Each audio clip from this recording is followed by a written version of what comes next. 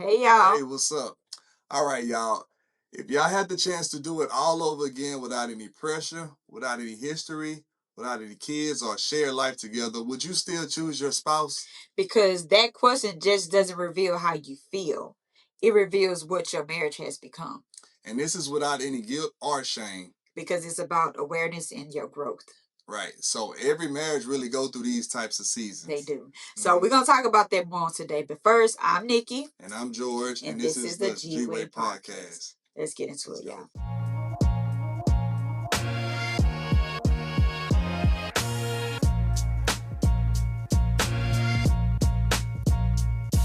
Okay, y'all. So today we got a good topic for y'all, right? So the topic for today is, would you marry your spouse again?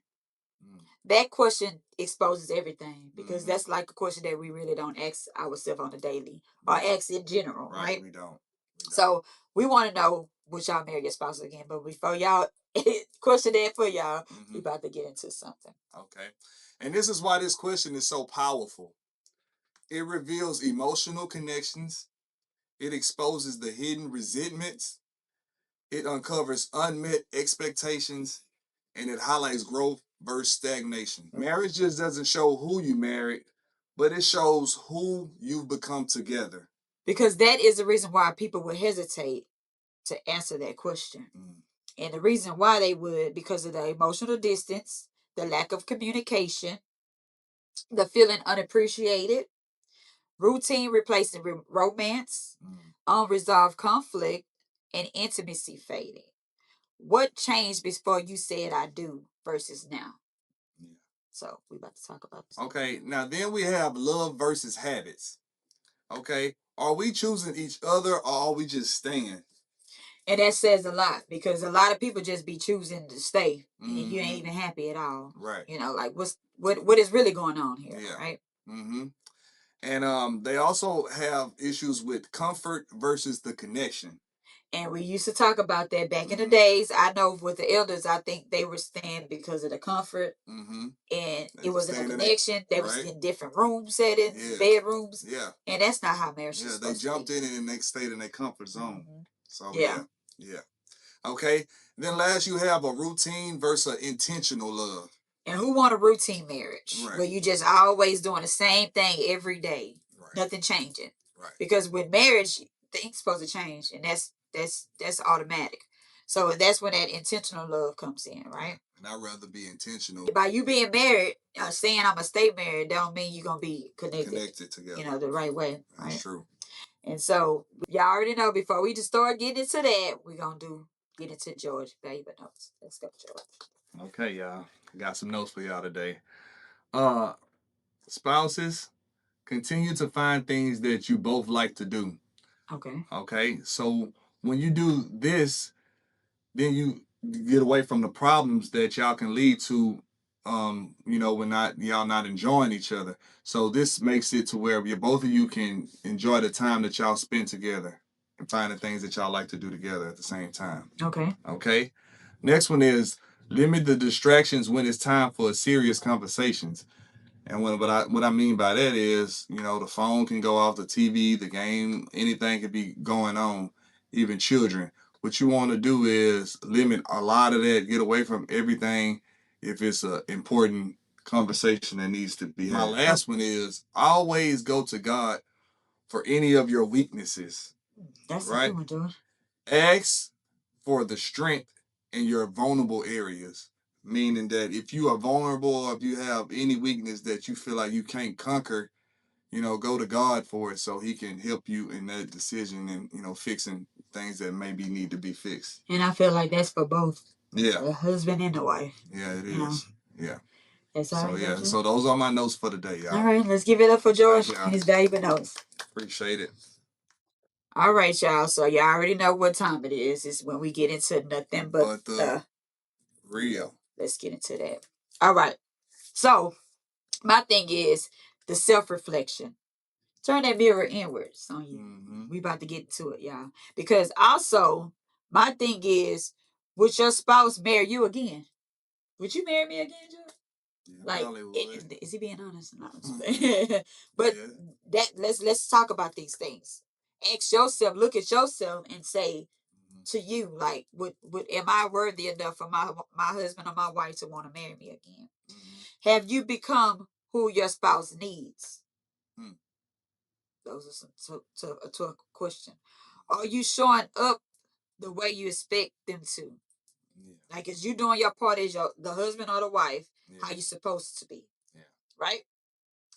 The question isn't just would you choose them, it's are you someone's worth choosing right now? Yeah. Like, are you the same person that you were when you said I do versus first, right now? yeah.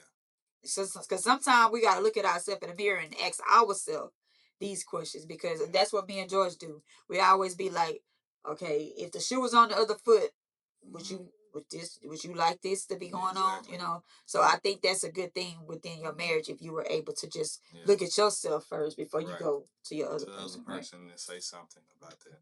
Yeah. Okay. And then next is how to rebuild the yes. And here's the ways that you can do that. Reintroduce the intentional connection. Communicate honestly. Address unresolved issues. Rebuild emotional and physical intimacy. And start dating each other again. We're gonna start off with the first one, which is Reintroduce reintroduce intentional connection. So how do you did? How would you do that? Go back and talk to you or treat you like I used to. Go back and like say sometimes you know how we have videos, we got pictures and all that stuff. Sometimes it's okay to just sit back and go reflect. Yeah. And look at those days, look at those things. Yeah, we changed within the age difference. Yeah. And your marriage is supposed to change as well. But sometimes you got to go back, and I would say that would be more of a reflect type. Yeah. Look back and see how it was and get close to that. Yeah. And then to communicate honestly without blaming each other. That kind of help you get back to the yes. Like, hey, I would say let's have a strong conversation. Yeah. Yeah, and I feel like the honesty side of it is very important because it can either be brutal or you can understand or respect it because the honesty is the thing that's gonna really fix it. And then we don't want to do the blame game. Yeah. Like that. The reason why I'm acting like this now is because of this XYZ. You do this. Yeah. We don't want to do that. Yeah. We having a conversation, and it was you all the time. Yeah, we're gonna talk about the real on that, right? Exactly. Then you can address unresolved issues such as things that y'all never really talked about. And that's why me and George always say, hey, talk about it. If you can't talk about it right now, talk about it before 1 or 2 days. Yeah. You got to do that because, or it'll either linger on and you won't say nothing about it. You sweep it under the rug, and then later on, within more years, that's conversation's gonna come back up, right? And then rebuild emotional and physical intimacy. That's real important, y'all. Being emotional with physical and emotional is really important within your marriage. And I know it changes over the years because people be like, how y'all still able to love on each other after all these years? And we're gonna get into that more. Start dating each other again if you're not, because even if you take a little time away from doing that, going out together, looking nice, being kind to one another, talking, putting the phone away. Yeah, a long time. A long time is real important. It's really important. I know it really helps us because even when we go out, she'll tell me, "All right, time to put that phone up or whatever," and it gives us time to talk and kind of just speak a little on things that's going on and how we feel. So we're gonna give y'all some pointers on what we do. So, but we want to challenge y'all first. For the next 7 days, show up like you're trying to win your spouse again. If y'all having issues, show up within the next 7 days. Start doing the things that you used to do when y'all first got married or when you first started dating before you got married. Just give yourself 7 days to try to do those things for one another, right? But with me and George, we're gonna always give it to y'all. Yeah. God's way on our marriage, on what we doing too, because we giving y'all also that. So what me and George we do, like for us, we renew our vows every milestone. So we had did 10 years, then we did 15 years, and then we're gonna do 20. Next is 20. So we feel like when we do that, it's like we rededicating ourselves back to one another and back to God. Yeah. Because like I said, God has to always be in the center of your marriage. Yeah. And what I mean by that is we giving ourselves to either within the 5 years. We didn't even do the 5 because we feel like those first 1 through 5 years was a lot to learn. So we waited to get to 10 because 10 is a big number. That's how we feel. And we also treat anniversaries for us very important. Mm-hmm. We don't just look at them just another year or something together. We look at it like, man, this is a sacrifice thing. Like we sacrificing for each other, and we doing each other right. So I always like to go, out the way or away from everyone to enjoy our time together. Yeah. Yeah. Because we're not just saying y'all gonna be always on good for like in the good with your marriage. Yeah. You're gonna always have some ups and downs, but at the end of the day, you gotta know how to get inside of what's the problem. Yeah. What is causing that? Like, hey, is this worth our ending our marriage, or is it worth fighting for our marriage? Because certain things can be worth ending the marriage, and certain things can be worth fighting for in your marriage. And we feel like when we make it to another big milestone in our marriage, we think about all the obstacles and all the arguments, all of the things that we went through to get to that, because we learned the value of our marriage. Like, hey, it's a lot. It's something that we cherish. It's something that we take seriously. And I feel like a lot of people don't take marriage serious these days. Yeah. And that is another reason why a lot of marriages are failing, because they're put God in the back, and he's supposed to be the main thing, right? Yeah. So my thing is, I would also like to say, in all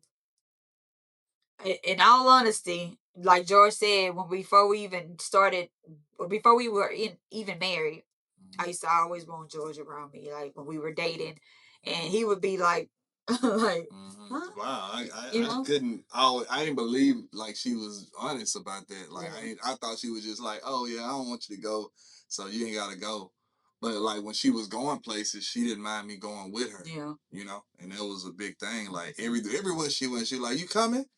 Yeah, and it because I seen the difference in him, like of all the other guys, and it was our connection too. Because I'm like, I like when we hanging out, and that goes with marriage. Like before you even said I do, before y'all took the vows, how were you enjoying your person? Like let's do those things. Let's bring those back. So if you got videos of your marriage, of your vows, if you got to redo your marriage, like rededicate yourself, vow renewal, however you need to do those things that give you excitement again. Because if we gonna be with each other forever, we got to make some excitement with it. And that goes to going back to the dating again. Because a lot of people, we go to work. I know it's real out here right now. We go to work, we come home, take care of the kids, and we don't go on dates. We don't enjoy each other a long time. And I know money is tight. Sometimes you might not be able to go out on a fancy date, but you can also do something at home, some small, just alone time, right? So, we always got to give y'all the scripture when it comes to what we're talking about. So the thing that stuck with us is Revelations 2:4 and 5. You have forsaken the love you had at first. Return to it. Right. Right. So what is that like? What does that mean? At first, so you probably didn't do right with the love that you had when you first got started. Okay. You started good. You probably withered out. Do all of the nice things. Yeah, right? You withered down. You thought you could say you took it for granted, or you just like said, oh, I am not doing that no more. Yeah, I don't have to do that anymore. Yeah. She my wife, or he my husband now. So and then that goes another thing. Like don't take your spouse for granted. Yeah. Don't ever do that. Don't ever be like, oh, I got him or I got her. She ain't going nowhere, because that's not fair. And you start lacking in your character, like not doing the things that you were doing at first, right? Yeah. So if your answer to this question isn't yes on today, that doesn't mean your marriage is over. It means your marriage needs attention, because marriage is real. It's a lot of work, And don't be thinking that you see us and we haven't did a lot of work within our marriage. And we kind of got a good flow with our marriage where we able to just dissect issues off top and say, hey George, this is the issue. Like we said, we talk about it. We're gonna get to the bottom of it. It ain't gonna be staying with us because we at the end of the day we know that we are one. We are one. Exactly. Right? Yes, we are. So yeah. And then healthy marriages aren't built on one. I do, right? Yeah. They're built on I still do.